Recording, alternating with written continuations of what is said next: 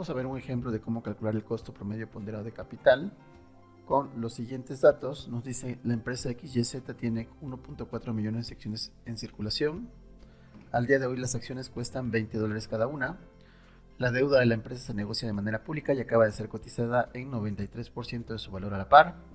Tiene un valor nominal de $5 millones y el rendimiento actual es del 11%. La tasa libre de riesgo es del 8%. La prima de riesgo del mercado es del 7%. Se calculó un beta de 0.74 y el gravamen es del 34%. Para calcular el costo promedio ponderado de capital usamos la siguiente fórmula, donde en videos anteriores hemos visto cómo se construye dicha fórmula. M representa mi capital accionario, D el costo de la deuda, B es el capital total, es decir, capital accionario más deuda, R subíndice E es el costo del capital accionario, R subíndice D es el costo de la deuda y T subíndice C me representa mi tasa tributaria. Vamos a ir desglosando la fórmula. Estos cocientes me representan cómo está distribuido mi capital accionario y el capital de mi deuda. Y ambas proporciones deben sumar el 100%. Vamos a calcular cuánto dinero tengo en capital accionario. Para ello multiplico los 1.4 millones de acciones en circulación, es decir, 1.400.000 de acciones, por el costo de la acción, que es $20. Eso nos lo proporcionan en la primera línea. Entonces mi capital accionario es de 28 millones.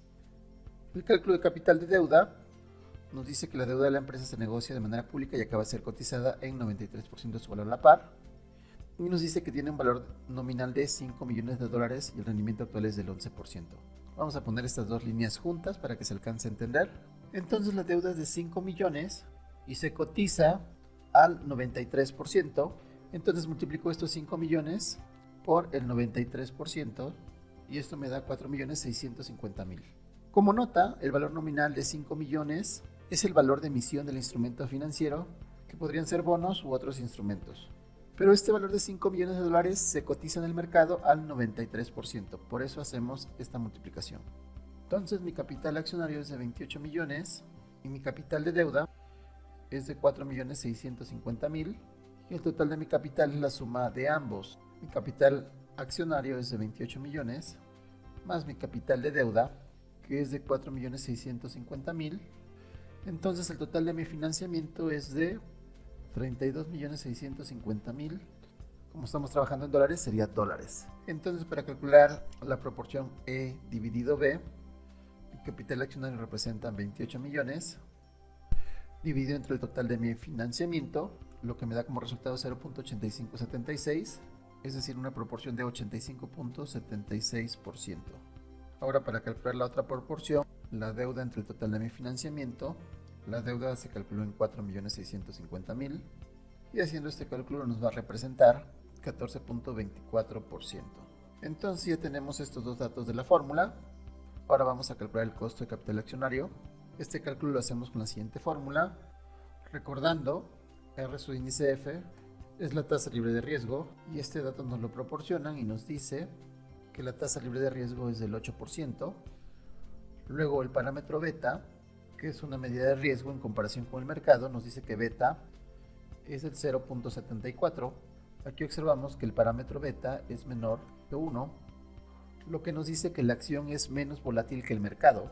Y la prima de riesgo se define como la diferencia entre el rendimiento del mercado menos la tasa libre de riesgo, pero este dato también ya es proporcionado y nos dice que la prima de riesgo del mercado es del 7%. Entonces, para calcular el rendimiento del valor accionario, sería la tasa libre de riesgo, que sería 0.08, más el beta, que nos dice que es 0.74, por esta diferencia se define como la prima de riesgo y es el 7%, entonces ponemos 0.07. Entonces, haciendo estos cálculos, es de 0.1318, lo que nos dice que el capital accionario es de 13.18%. Ahora nos falta ver el costo de la deuda, R su índice D. Este dato ya nos lo proporcionan en el siguiente punto, donde nos dicen que el rendimiento actual es del 11%. Esto se refiere a la deuda de la empresa. Entonces R su índice D es el 11%. Finalmente ya tenemos todos los elementos para calcular el costo promedio ponderado de capital. La tasa tributaria es un dato proporcionado que es el gravamen, que es el 34%, lo que nos cobra el gobierno por concepto de impuestos. Entonces el costo promedio ponderado de capital nos da 0.1234, redondeando el último decimal, lo que nos da un costo promedio ponderado de capital de 12.34%. Como conclusión, esta tasa es el costo promedio que una empresa paga por financiarse con capital propio y deuda. Y esta tasa del 12.34 me representa la tasa mínima de rendimiento que debe generar para no perder valor. En otras palabras, es el interés que paga la empresa para operar y crecer.